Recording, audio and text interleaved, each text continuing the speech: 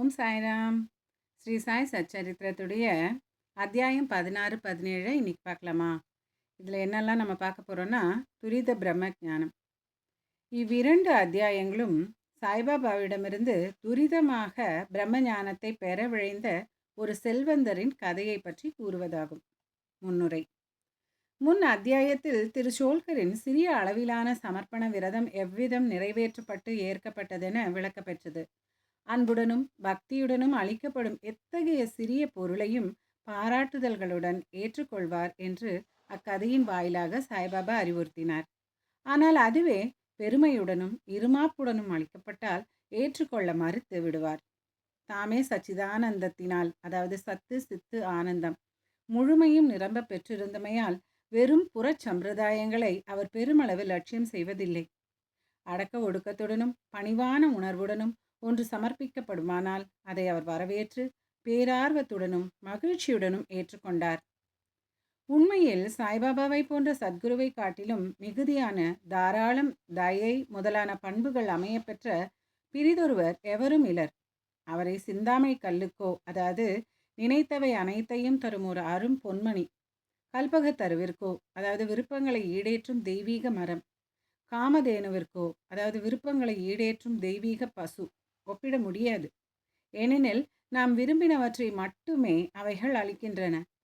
ஆனால் சத்குருவோ கருதுதற்கியலாது ஆராய்ந்து அறிதற்கியலாத மெய்ப்பொருளாம் விலை மதிப்பற்ற பொருளை நமக்கு நல்குகிறார்.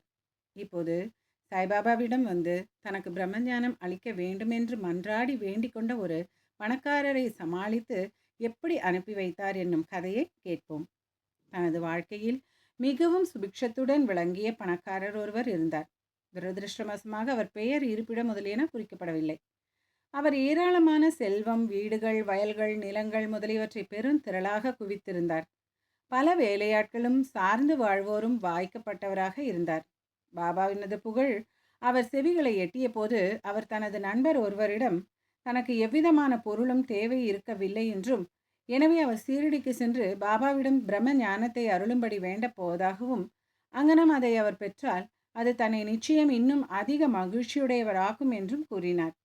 அவரது நண்பர் பின்வருமாறு உரைத்து அவர் கருத்தை மாற்ற முயன்றார். பிரம்மத்தை அறிவதென்பது அவ்வளவு எளிதல்ல. அதிலும் சிறப்பாக மனைவி, மக்கள், செல்வம் என்னும் கவனங்களிலேயே முழுவதுமாக கவரப்பட்டிருக்கும் பேராசைக்காரருக்கு அது எளிதே அல்ல.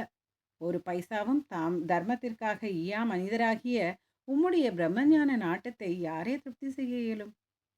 இப்பேர் வழி தமது நண்பரின் அறிவுரையை பொருட்படுத்தாது போய் வர குதிரை வண்டியை பேசி அமர்த்தி சீரடிக்கு வந்தார். மசூதிக்கு சென்று சாய்பாபாவை பார்த்தார். அவர் பாதங்களில் விழுந்து கூறினார், பாபா, இங்கு வருவோர் அனைவருக்கும் எவ்வித தாமதமுமின்றி தாங்கள் பிரம்மத்தை காண்பிக்கிறீர்கள் என்று கேள்விப்பட்டு தொலைவில் உள்ள எனது இடத்திலிருந்து இங்கு நான் வந்திருக்கிறேன். எனது பிரயாணத்தால் மிகவும் களைப்படைந்துள்ளேன். நான் தங்களிடமிருந்து பிரம்மத்தை பெறுவேனாகில் எனது கடின முயற்சிகள் எல்லாம் நன்றாக ஊதியம் அளிக்கப்பட்டு பரிசு நல்கப்பட்டவை ஆகும். பாபா அப்போது கூறியதாவது, ஓ எனதருமை நண்பனே, ஏங்கி கவலையுறாதே. நான் உடனே உனக்கு பிரம்மத்தை காண்பிக்கிறேன். எனது நடைமுறை தொடர்புகள் அனைத்தும் ரொக்கத்திலேதான், கடனில் அல்ல. எனவே பலர் என்னிடம் வந்து செல்வம், தேக ஆரோக்கியம், ஆற்றல், புகழ், பதவி, வியாதி நிவாரணம் முதலிய இவ்வுலக பொருள்களையே கேட்கின்றனர். இங்கு என்னிடம் வந்து பிரம்மஞானத்தை கேட்பவர் அரிது. இவ்வுலக பொருட்களை கேட்பவர்களுக்கு பஞ்சமே இல்லை. ஆத்மார்த்த விஷயங்களில் ஆர்வமுடைய மனிதர்களை காண்பது மிகவும் அரிதாகையால் உம்மை போன்ற மனிதர்கள் வந்து என்னை பிரம்மஞானம் தர சொல்லி வற்புறுத்தும் போது அத்தருணத்தை நான் அதிர்ஷ்டமும் புனிதமும் வாய்ந்ததாக கருதுகிறேன். எனவே உடனே மகிழ்ச்சியுடன் உனக்கு பிரம்மத்தை அதன் அனைத்து சுற்றுச்சூழல்களுடனும் பின்னல் சிக்கல்களுடனும் தெரிவித்து தெளிவிப்பேன். இதை புகன்ற பின்னர் பாபா அவருக்கு பிரம்மத்தை புலப்படுத்த ஆரம்பித்தார். அவரை அங்கே அமரும்படி செய்து பிரிதோர் உரையாடலிலோ விவகாரத்திலோ அவர் ஈடுபடும்படியாக செய்தார். இவ்வாறாக தற்காலிகமாக அவரை தம் வினாவினை மறக்கச் செய்தார். பிறகு ஒரு பையனை கூப்பிட்டு அவனை நந்து மார்வாடியிடம் சென்று 5 ரூபாய் கைமாற்று வாங்கி வரும்படி கூறினார். பையன் சென்று உடனே திரும்பி வந்து இல்லை என்றும் அவர் வீடு பூட்டியிருப்பதாயும் கூறினான். பின்னர் பாபா அவனை மளிகை கடைக்காரர் பாலாவிடம் சென்று அவரிடமிருந்து குறிப்பிட்ட கைமாற்றை வாங்கி வரும்படி கூறினார். இம்முறையும் பையன் வெற்றி பெறாமல் திரும்பி வந்தான். இந்த பரிசோதனை 2-3 முறை அதே விளைவுடன் நடத்தப்பட்டது. நாம் அனைவரும் அறிந்தவாறு சாய்பாபா வாழ்ந்து கொண்டிருக்கின்ற, இயங்கிக் கொண்டிருக்கின்ற அவதாரமாகும். பின்னர் இந்த அற்ப தொகையான 5 ரூபாய் அவருக்கு ஏன் தேவைப்படுகிறது? அதனை கைமாற்றாக பெறுவதற்கு அவர் ஏன் அரிதில் முயல வேண்டும் என்று சிலர் வினவக்கூடும். உண்மையில் அவருக்கு இத்தொகை தேவை இருக்கவில்லை. நந்துவும் பாலாவும் அவரவர் இடங்களில் இல்லை என்பதை பாபா நிச்சயமாக முழுமையும் தெரிந்து கொண்டே இருந்தார். இவ்வழிமுறையை பிரம்மத்தினை எய்த விழைகின்றவருக்குரிய ஒரு சோதனையாக மேற்கொண்டார். அப்பெருந்தகை கரன்சி நோட்டுகளின் கற்றை ஒன்றினை தன் பையில் வைத்திருந்தார். அங்கனம் அவர் உண்மையிலேயே ஆர்வமுள்ளவராக இருந்திருப்பின் 5 ரூபாயை பெறுவதற்காக பாபா தீவிரமாக முயற்சித்து கொண்டிருக்கும் அத்தருணம் அங்கே அமைதியாக அமர்ந்து கொண்டு நிகழ்வனவற்றின் வெறும் மேலோட்ட பார்வையாளராக இருந்திருக்கவே மாட்டார். பாபா தமது மொழிகளை காப்பாற்றுவார் என்றும் கடனை திருப்பி கொடுத்து விடுவார் என்றும் தேவையான பணமும் ஒரு அற்ப தொகையே என்றும் அவர் அறிந்தே இருந்தார். எனினும் அவருக்கு ஒரு உறுதியான தீர்மானத்துக்கு வரவோ தொகையை முன்வந்து அளிக்கவோ இயலவில்லை. அத்தகைய மனிதர் உலகிலேயே மிக மிக பெரிய பொருளான பிரம்ம ஞானத்தை பாபாவிடமிருந்து பெற விரும்பினார். பாபாவிடம் அன்பு பூண்ட வேறெந்த மனிதனும் சும்மா பார்த்து கொண்டிருப்பதற்கு பதிலாக உடனடியாக பாபாவுக்கு 5 ரூபாயை அளித்திருப்பான். இம்மனிதரின் இயல்போ வேறானதாக இருந்தது. அவர் எவ்வித பணமும் கொடுக்கவில்லை, அமைதியாகவும் அமர்ந்திருக்கவில்லை. திரும்பி செல்வதற்கு பதட்டமாக இருந்தமையால் பொறுமை இழக்கத் தொடங்கினார். பாபாவிடம் மன்றாடி, ஓ பாபா, தயவு செய்து சீக்கிரம் எனக்கு பிரம்மத்தை காண்பியுங்கள் என்று கேட்டுக்கொண்டார். பாபாவும், ஓ எனதருமை நண்பனே, நீ பிரம்மத்தை கண்ணுறும் பொருட்டாகவே இவ்விடத்தில் அமர்ந்து கொண்டு நான் உனக்கு விபரமாக ஆராய்ந்த வழிமுறைகளையெல்லாம் நீ புரிந்து கொள்ளவில்லையா? சுருக்கமாக அவை இவ்வாறானதாகும். பிரம்மத்தினை கண்டுணர்வதற்கு ஒருவன் 5 பொருட்களை கொடுக்க வேண்டும். அதாவது 5 பொருட்களை சமர்ப்பிக்க வேண்டும். அவையாவன: 1 5 பிராணன்கள், அதாவது முக்கிய சக்திகள்; 2 5 உணர்வுகள், அதாவது செயலில் 5, பார்வையில் 5; மனது 3வது; 4 புத்தி; 5 அகங்காரம். பிரம்ம ஞானம் அல்லது ஆத்மானுபூதி என்னும் வழியானது கத்தி முனையில் நடப்பதனை நிகழ்த்த கடினமானதாகும். இப்பொருளினை பற்றி சாய்பாபா நீண்ட போதனை உரை ஒன்றை நிகழ்த்தினார். அதனுடைய கருத்துரை கீழே கொடுக்கப்பட்டிருக்கிறது. பிரம்ம ஞானம் அல்லது ஆத்மானுபூதியை பெறுவதற்கு வேண்டிய முன்னீட்டான வரையறைகள், அதாவது தகுதிகள் என்னவென்றால், எல்லோரும் தத்தமது வாழ்நாட்களிலேயே பிரம்மத்தை பார்க்கவோ தெளிவாக உணரவோ மாட்டார்கள். சில தகுதிகள் முழுமையாக தேவைப்படுகின்றன. 1 முமுட்சை அல்லது விடுதலையுடைய செறிந்த விருப்பம். தான் கட்டுப்பட்டிருப்பதாக நினைத்து தலைகளினின்று தான் விடுபட வேண்டும் என்ற அந்த லட்சியத்திற்கே ஊக்கத்துடனும் தீர்மானத்துடனும் உழைப்பவன், மற்றெதை பற்றியும் கவலையுறாதவன் ஆத்மீக வாழ்க்கைக்கு தகுதியுடையவன் ஆகின்றான். 2வது விரக்தி. இவ்வுலக மறு உலக பொருட்களின் மீதுள்ள வெறுப்புணர்ச்சி.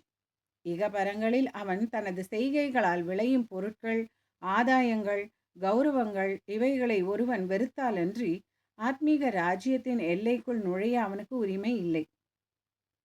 3 அந்தர்முகதா, உள்முக சிந்தனை. கடவுளால் நமது உணர்வுகள் அனைத்தும் புறத்தே செல்லும் போக்குடையவைகளாக படைக்கப்பட்டிருக்கின்றன. எனவே மனிதன் எப்போதும் தனக்கு புறத்தே உள்ளனவற்றையே நோக்கி அகத்தை பாராதிருக்கிறான். ஆத்மானுபூதியையும் இரவா புகழுடைய பெரு வாழ்வையும் விரும்புபவன் தனது கூர்த்த நோக்கத்தை உள்முகமாக திருப்பி உள்ளிருக்கும் ஆத்மாவை பார்க்க வேண்டும். 4 தீவினைகள் கசடர கழிபடுதல். கொடுந்தன்மைகளிலிருந்து ஒருவன் மாறினாலன்றியும், தவறுகள் செய்வதை நிறுத்தினாலன்றியும், தன்னைத்தான் ஒருங்கிணைத்து அமைதி கொண்டாலன்றியும், அவனது மனம் சாந்தமுற்றாலன்றியும் ஞானத்தின் மூலமாக கூட அவன் ஆத்மானுபூதியை அடைய முடியாது. 5 ஒழுங்கான நடத்தை. உண்மையுடைய தவமுடைய உள் தரிசனத்துடன் கூடிய பிரம்மச்சரிய வாழ்க்கையை நடத்தினாலன்றி ஒருவன் இறை அனுபூதியை எய்த இயலாது. பிரியாக்களை, அதாவது புலனுணர்வு மகிழ்ச்சி விலக்கி ஸ்ரீயாக்களை, அதாவது நலம் பயப்பவைகளை நாடுதல். பொருள்கள் 2 படித்தரமானவை, அதாவது நன்மையானவைகளும் மன மகிழ்ச்சிக்குரியவையும் ஆகும். முன்னவை ஆன்மீக செயல் தொடர்புடையவைகள், பின்னவை இகலோக பொருள்களின் செயல் தொடர்புடையவைகள். தம்மை ஏற்றுக்கொள்ளும்படி இரண்டுமே மனிதனை அணுகுகின்றன. ஆலோசித்து அவற்றினுள் ஒன்றை அவன் தேர்ந்தெடுக்க வேண்டும். விவேகமுள்ளவன் மகிழ்வை விட நன்மையை தேர்ந்தெடுக்கிறான். அவிவேகியோ பேராசையாலும் பற்றாலும் மகிழ்ச்சியையே தேர்ந்தெடுக்கிறான். 7வது, மனத்தையும் மற்ற உணர்வுகளையும் அடக்கி ஆளுதல். உடம்பே தேர், ஆத்மாவே எஜமானர், புத்தியே தேரோட்டி, மனதே கடிவாளம், உணர்வுகளே குதிரைகள், உணர்விற்குரிய பொருட்களே அவர்களின் பாதைகள். எவனொருவனுக்கு பற்றுணர்வு மிக்க திறமையில்லையோ, எவனுடைய மனம் கட்டுப்பாட்டுடன் தடுக்கப்பட இயலாததோ, எவனுடைய உணர்வுகள் அடக்கியாளப்பட முடியாதவைகளோ, தேரோட்டியின் குறும்பு சூழ்ச்சியுடைய பொல்லாத குதிரையில் செயலை நிகர்ப்ப அவன் தன் பயண இலக்கை, அதாவது ஆத்மானுபூதியை சென்றடையாமல் பிறப்பு இறப்பு என்னும் சுழலுக்கு ஆட்படுகிறான். ஆனால் எவனொருவனுக்கு பற்றுணர்வு திறம் உள்ளதோ, எவனது மனம் அடக்கியாளப்படுகிறதோ, எவனது உணர்வுகள் கட்டுப்பாட்டில் இருக்கின்றனவோ, அவன் சாரதியின் நல்ல குதிரையின் செயலை நிகர்ப்ப சேரும் இடத்தை அடைகிறான். அதாவது ஆத்மானுபூதி என்ற நிலையை எய்துகிறான். அங்கே அவன் மீண்டும் பிறப்பதில்லை. தனது சாரதியை, அதாவது வழிகாட்டியை போன்ற பற்றுணர்வு திறமுள்ளவனும், தன் மனத்தை கடிவாளத்தினால் கட்டுப்படுத்தக்கூடியவனும், பிரயாணத்தின் இலக்கான எங்கும் நிறை விஷ்ணுவின், அதாவது கடவுளின் எவற்றினும் மேம்பட்ட வாசஸ்தலத்தை எய்துகிறான். 8வது, மன தூய்மை. ஒருவன் வாழ்க்கையில் தனது பணித்துறை கடமைகளை மன நிறைவுடனும் பற்றற்றும் செய்தாலொழிய அவனது மனம் தூய்மையாக்கப்படாது. மனம் தூயதாக்கப்படாவிட்டால் அவன் ஆத்மானுபூதியை பெற முடியாது. தூய்மையான மனம் ஒன்றினாலேயே விவேகமும், அதாவது நித்திய அனித்திய வஸ்துக்களை பகுத்துணரும் ஆற்றல், வைராக்கியமும் முளைத்து மேலெழும்பி ஆத்மானுபூதிக்கு இட்டு செல்கின்றன. 9, குருவின் இன்றியமையாமை. ஆத்ம ஞானமானது எவனொருவனும் தன்னுடைய சுய முயற்சியால் அடைவோம் என்று ஒரு காலம் நினைக்கக்கூட முடியாத அளவுக்கு சூட்ச்மமாகவும் அறிவு நிலை கடந்ததாகவும் இருக்கிறது. ஆகவே தாமே ஆத்மானுபூதி எய்த பெற்ற மற்றொருவர், அதாவது குருவின் உதவி முழுமையுமாக தீராது வேண்டப்படுகிறது. பெரும் உழைப்பாலும் பாடுகளாலும் பிறர் அளிக்க இயலாதவைகளை அத்தகைய குருவின் உதவியால் எளிதில் ஈட்டலாம். ஏனெனில் அவர் தாமே அப்பாதையில் நடந்திருப்பதால் தன் சீடர்களை ஆத்மீக முன்னேற்றத்தின் ஏணியில் படிப்படியாக எளிதில் அழைத்து செல்ல முடியும். 10, இறுதியாக கடவுளின் அனுகிரகம் மிக மிக முக்கியமான பொருளாகும். கடவுள் எவர் மீதாவது மகிழ்ச்சியுறுவாராயின் அவருக்கு விவேகம் வைராகியத்தை அளித்து இக வாழ்வென்னும் பெருங்கடல் மீது பத்திரமாக அவரை அழைத்து செல்கிறார். ஆத்மாவானது வேதங்களை கற்பதனாலோ புத்தியாலோ மிகுதியான புலமையினாலோ பெறப்படுவது அன்று. ஆத்மா எவனை தேர்ந்தெடுக்கிறதோ அவனாலேயே அது பெறப்படுகிறது. அவனுக்கே ஆத்மா தனது பண்பை வெளிப்படுத்துகின்றது என்று கடோபனிஷதம் பகர்கின்றது. விளக்க உரை முடிவுற்றதும் பாபா அப்பெருந்தகையிடம் திரும்பி, நல்லதையா, உனது பையில் 5 ரூபாயை போன்று 50 மடங்குள்ள உருவில், அதாவது ரூபாய் 250 பிரம்மம், அதாவது பண தெய்வம் இருக்கிறது. அவற்றை தயவு செய்து வெளியே எடு என்றார். அப்பெருந்தகையும் நோட்டுகளின் கற்றையை தமது பையினின்று வெளியே எடுத்தார். அவற்றை அவர் எண்ணிய போது அவரது பெரு வியப்பிற்குரிய வகையில் ஒவ்வொன்றும் 10 ரூபாயான 25 நோட்டுகள் இருப்பதை கண்டார். பாபாவின் எங்கும் நிறை பேரறிவை கண்ணுற்று அவர் மனதுருகி பாபாவின் ஆசீர்வாதங்களுக்காக ஏங்கி அவர் பாதத்தடியில் விழுந்தார். அப்போது பாபா அவரிடம், உனது கட்டு பிரம்மத்தை சுருட்டிக் கொள்க, அதாவது கரன்சி நோட்டுகளை. உன் பேராசையை நீ முழுமையாக விட்டொழித்தாலன்றி மெய்யான பிரம்மத்தை நீ அடைய முடியாது. செல்வம், மக்கள், சுபிக்ஷம் என்னும் கவனங்களால் முழுமையுமாய் கவரப்பட்டிருக்கும் மனதையுடைய மனிதன் அவைகளுக்கான அவனது பற்றுகளை எல்லாம் விட்டொழித்தாலன்றி எங்கனம் பிரம்மத்தை அறிவதை எதிர்பார்க்க முடியும்? பற்றெனும் மாயத்தோற்றம் அல்லது பணத்தாசை என்னும் இருமாப்பு, பொறாமை என்னும் முதலைகள் நிறைந்த துன்ப பெரு நீர்ச்சுழியாகும். ஆசைகளை நீத்தவனுக்கே சுழியை கடத்தல் இயலுவதாம். பேராசையும் பிரம்மமும் எதிரெதிர் துருவங்கள். அவைகள் நிரந்தரமாக ஒன்றுக்கொன்று முரண்பட்டவை. எங்கே பேராசை நிலவுகிறதோ அங்கே பிரம்மத்தை பற்றிய எண்ணத்திற்கோ தியானத்திற்கோ இடமில்லை. பின்னர் எங்கனம் ஒரு பேராசைக்காரன் சாந்தத்தையும் பரகதியையும் பெற்றிட முடியும்? பேராசைக்காரனுக்கே அமைதி இல்லை, திருப்தியும் இல்லை, நிலையுறுதிப்பாடும் இல்லை. எள்ளளவு பேராசை கூட மனத்தகு திருப்பினும் சாதனைகள், அதாவது ஆன்மீக முயற்சிகள் அனைத்தும் பயனற்றவையேயாம். தனது கருமங்களின் விளைவால் அடையவிருக்கும் பழத்தின் அல்லது பயனின் ஆசையினின்று விடுபடாமலும் அவைகளின் மேல் வெறுப்புறாமலும் உள்ள நன்றாக கற்றறிந்தவனுடைய ஞானமும் கூட பயனில்லை. அது அவனுக்கு ஆத்மானுபூதியை பெறுவதில் உதவ இயலாது. அகங்காரம் முழுமையும் நிரம்ப பெற்று புலனுணர்வு பொருள்களையே சதா சிந்தித்து கொண்டு இருப்பவனுக்கு குருவின் போதனைகள் கூட பயனற்றவை. மன தூய்மையே அறவே தேவைப்படுகிறது. அஃதின்றி நமது ஆத்மீக சாதனைகள் யாவும் பயனற்ற வெளித்தோற்றமும் பகட்டு ஆரவாரமுமே அன்றி பிரிதில்லை. எனவே ஒருவனால் ஜீரணிக்க முடிந்த கிரகிக்க இயன்றவற்றை மட்டுமே எடுத்துக்கொள்வது நலமாகும். எனது கருவூலம் நிறைந்திருக்கிறது. எவனுக்கும் அவன் விரும்புவதை நான் அளிக்க முடியும். ஆனால் நான் கொடுப்பதை பெற்றுக்கொள்ளும் தகுதி அவனுக்கு இருக்கிறதா என்பதை நான் கவனிக்க வேண்டும். என்னை கவனத்துடன் கேட்பீர்களானால் நீங்கள் உண்மையிலேயே நன்மை அடைவீர்கள். இம்மசூதியில் அமர்ந்து கொண்டு நான் உண்மையை தவிர எதையும் பேசவில்லை என்று உரைத்தார். ஒரு வீட்டிற்கு விருந்தினர் ஒருவர் அழைக்கப்பட்டிருக்கும் போது வீட்டைச் சேர்ந்தவர்களும் அங்கிருக்க நேரிடும் மற்ற நண்பர்கள் உறவினர்களும் விருந்தாளியுடன் உபசரிக்கப்பட்டு மகிழ்வெய்துவார்கள். அவ்வாறே மசூதியில் அப்போது இருந்த அனைவரும் பாபாவினால் பணக்கார பெருந்தகைக்கு பரிமாறப்பட்ட ஆன்மீக விருந்தில் பங்கு கொண்டனர். பணக்கார பெருந்தகை உள்ளிட்ட அனைவரும் பாபாவின் ஆசீர்வாதங்களை பெற்ற பின்னர் மிகவும் திருப்தியுடனும் மகிழ்ச்சியுடனும் அந்த இடத்தை விட்டு சென்றனர். பாபாவின் சிறப்பான குணாதிசயங்கள். தங்களது வீட்டை துறந்து காடுகளில் குகைகளில் துறவி மடங்களில் தனிமையில் இருந்து கொண்டு தங்களுக்கே விடுதலை அல்லது பரகதி தேட முயற்சிக்கும் பல முனிவர்கள் உள்ளனர். மற்றவர்களை பற்றி அவர்கள் கவலைப்படுவதில்லை. எப்போதும் அந்தராத்மாவிலேயே தம்மை மறந்து மூழ்கி இருப்பார்கள்.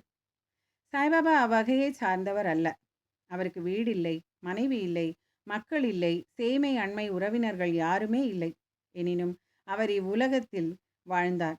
4-5 வீடுகளிலிருந்து தமது உணவை அவர் இறந்து உண்டு எப்போதும் வேப்ப மரத்தடியிலேயே வாழ்ந்தார். உலக விவகாரங்களை நடத்தி கொண்டு மக்களுக்கு உலகில் எங்கனம் நடக்க பழக வேண்டுமென போதித்தார். கடவுட்காட்சியை பெற்ற பின் மக்களின் சுபிட்சத்துக்காக பாடுபடும் முனிவர்களையோ சாதுக்களையோ காண்பதரிது. சாய்பாபா இவர்களிலெல்லாம் தலையாயவர். எனவே ஹேமாட் பந்த் பின்வருமாறு கூறுகிறார்: இத்தகைய அசாதாரண அறிவெல்லை கடந்த விலைமதிப்பற்ற தூய்மையான மாணிக்கக்கல், அதாவது சாய்பாபா அவதரித்த நாடு ஆசீர்வதிக்கப்பட்டது. குடும்பம் ஆசீர்வதிக்கப்பட்டது. தூயவர்களாகிய அவரின் பெற்றோர்கள் ஆசீர்வதிக்கப்பட்டவர்கள். ஸ்ரீ சாயியை பணிக. அனைவருக்கும் சாந்தி நிலவட்டும். ஓம் சாய்ராம். ஜெய் சாய்ராம். ஜெய் ஜெய் சாய்ராம்.